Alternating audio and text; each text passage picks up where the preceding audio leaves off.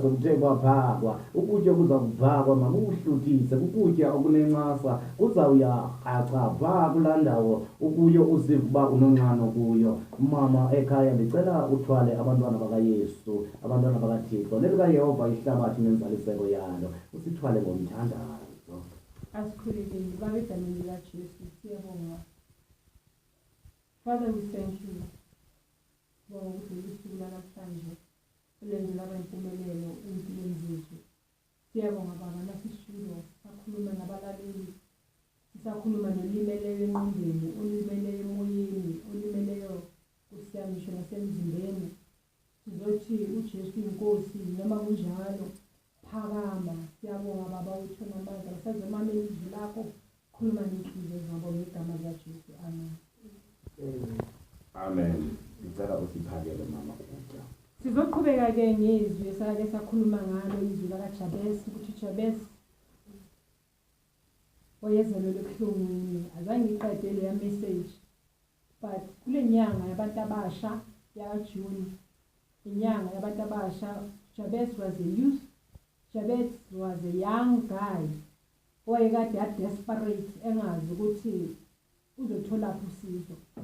I know ukuthi kunezinto ezikulimazile, I know ukuthi kunezinto ongafinyeleli kuzo, I know ukuthi kunezinto kade uzifisa but azange u-achieve kuzo. But ungaculi iculo elaculwa nguJabesi lokuthi umama wangizalela ebuhlungwini ingakho nginamabhadi. Ibhadi yinto ekhulunywa ngabantu, kodwa ibhadi yinto ezokwenza ikubophe impilo yakho yonke uma uyihleli wayihlelisa engqondweni yakho. Ngizothi ekuseni namhlanje uJabesi wathintitha. Usesenaso isikhathi, this is your moment. Ungathintitha namhlanje uzitshela ukuthi no, angizalelwanga ebuhlungwini, because uma uhleli ezintweni ezikulimazile u-end up ungenzanga lutho empilweni, u-end up uphile mahala emhlabeni uze ufele ungenzanga lutho nje. But now ngizothi ukuthintitha, uJabesi wathintitha. This is your moment. Ngizokutshela namhlanje ukuthi isikhathi uNkulunkulu akuphe sona, do something. Zitshele ukuthi I want ukutshintsha impilo yami. No one ozotshintsha impilo yakho, uwe wedwa ozotshintsha impilo yakho. Uzitshele ukuthi ngiyathintitha, ngiyasuka kulobuhlungu engihleli kuko, uyozikhalela kuze kube nini. Kunabantu abahleli ekhoneni, khona ingoma eyayiculwa kuthiwa uyothola kanjani uhleli ekhoneni. Sukuma kulelo khono ohleli kulo, uhleliswe ngabantu bakubopha bakutshela ukuthi you are nothing. Waboshwa nabo auntie bakutshela ukuthi you are useless. Watshelwa nayi girlfriend, watshelwa nayi boyfriend ukuthi you are useless. Abo bani bangcono kunawe. Sukuma kulelo khona. uJabesi wasukuma kulelo khona. This is your moment. As long uphila uphefumula, uNkulunkulu ukuphe leso sikhathi sokuthi usukume. Sukuma mntana ekhaya, sukuma my son, sukuma my daughter. Kule nyanga yabantu abasha kudingeka abantu abasha abahlakanipheleyo, kudingeka abantu abasha abayothintitha. Sukuma kulelo khona, suka kulo mqamelo lokukhala ukuthi mina nginabazali. Sukuma lithi ilizwi laNkulunkulu ngubaba weyintandane. Sukuma izintandane la ngaphandle, nami ngintandane kodwa ngaba intandane ehlakaniphile. Ngazitshela ukuthi ubuntandane bami ngiyophakama, phakama nawe. Don't tell yourself ukuthi uyintandane, yoba intandane kuze kube nini. Phakama umuntu omusha. This is your month. This is your month. uNkulunkulu afuna ukuthi wenze ukusha. Do new things.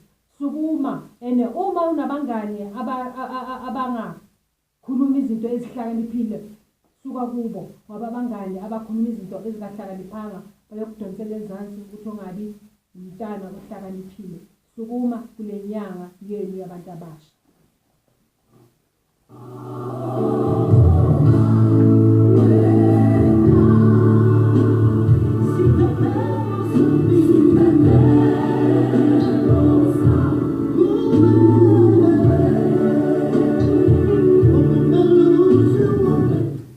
uBenjamin Dube esitsho phaa esithi ngumelusi wam bethunana ndingabethwa ndingonjwe kulady bright kweli culo ulithanda ukufa ndiyaqonda into yoba namhlanje lapha nje kwesi sikhululo sesikaNomaveselo uyayiqonda into yoba hayi ujama ubile ke ngoku kuba uyandazi uba ndiyamjamarayisa bethunana siyabulela kwakhona umama esetshilo ethi mntu omtsha uba unomhlobo othi ngumhlobo wenene kodwa engumhlobo okutsalela okanye ukurhuqela endaweni engekho right sunyamezela kuloo mntu suzibophelela kwiqhina lobuhlobo kuloo mntu khawukhe uchasele kuloo mntu ngoba ikamva lakho alizuba likamva elixaxambileyo kuba kutheni na ndisitsho kuba engumhlobo kodwa engumhlobo ongengowenyaniso ndisitsho namhlanje mama Mrhale nabo abantwana bakaThixo besitsho inyanga yamatshantliziyo inyanga yokuchitheka kwegazi apho abantwana abaphulukwa bubomi babo namhlanje sisithi thina siyabhiyoza namhlanje sicela ntoni kuThixo ingabe sicela intsikelelo ingabe sicela intuthuzelo okanye sicela ntoni kuThixo kwezo ntsapho kwezo families ezaphulukwa ngabantwana abalandulela eli ihlabathi ngizothi kubantu abasha bayazi ukuthi June 16 yini mayingalahleki leyo date lenyanga mayingabi inyanga yokuphuza mangabi inyanga lapho kumnandi khona akukhumbule ukuthi kunabantu abasha abalihlakelwa impilo zabo bafa abanye balimala abanye nengqondo yalahleka namhlanje abantu bathatha lelanga ngathi ilanga lokuphumula ilanga lasikhumbula khona ukuthi kwachitheka igazi so ngalelo langa lelo ungumuntu omusha funa ukuthi mina ngenzani benzile badlula wena this is your moment ngikhuluma ngomuntu othi this is my moment so njoba uphila it's your moment nabo it was their moment ukuthi balwele inkululeko yomuntu omusha balwele inkululeko yomuntu omnyama so this is your moment uphila wena in 2018 what are you doing as a youth what are you doing as a young person do something nawe ozothi mawusomdala uthi ya ngiphilile ngingumuntu omusha ngishiyile legacy ufuna ukushiyana bashiyile bona ufuna ukushiyana nesikhathi sakho this is your moment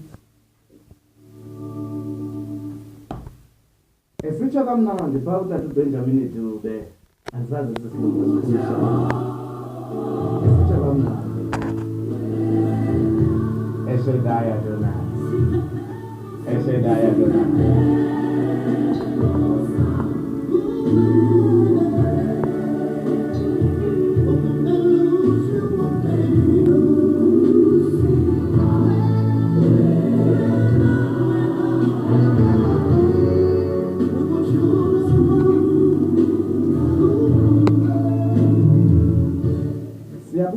baphulaphula be-F North 91.27 mama ndicinga mama Mrhalo into yoba ndiyabona i-Good Friday ne-June 16 ndibona ngathi minenye kungathi sithi yiminenye i-Good Friday wachitheka igazi uYesu ebethelelwa uthi uYesu okwenzeke kum kusazakwenzeka nakuni nge-Good Friday kunabantu abaphuma besiya kwi-Good Friday but baphelelwe endleleni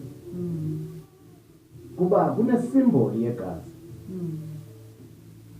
nakwi-June 16 njengoba sisiya nje uzawuva apha kwizikhululo kusitshiwo kuthiwa endaweni ethile kucholwe umuntu omtsha kucholwe umuntu ukuhlatyiwe kucholwe umuntu udutyuliwe ufile uswelekile ngenyanga ye-16 June apho abantu besithi bayabhiyoza kuko ndisithi ndithanda eli lizwi ukuthi ayiyomini yoba mhlawumbe kuselwe kunxele kuvuyo ngendlela embi mabahlala abantu ezindlini bayibaleke imini yegazi kuba ngela lixa likaHerodi bebalekiswa noYesu ngoba bebesazi uba ibikhe wafunyanwa kuzawuchitheka igazi siyabulela abaphulaphuli be-F North 91.27 namhlanje uba usekhaya ungumama ungutata uxakwe ngumntwana ungumama uxakwe ngumntwana ungumntwana uxakwe ngumntwana uyindoda uxakwe ngonyana yonke into isenzeka phezu kobomi kuba bethunana izinto ziyenzeka sibe kwingquka kaxaka sicinge etyeni kuba singaqondanga uba kutheni sade sawuxinga etyeni kuba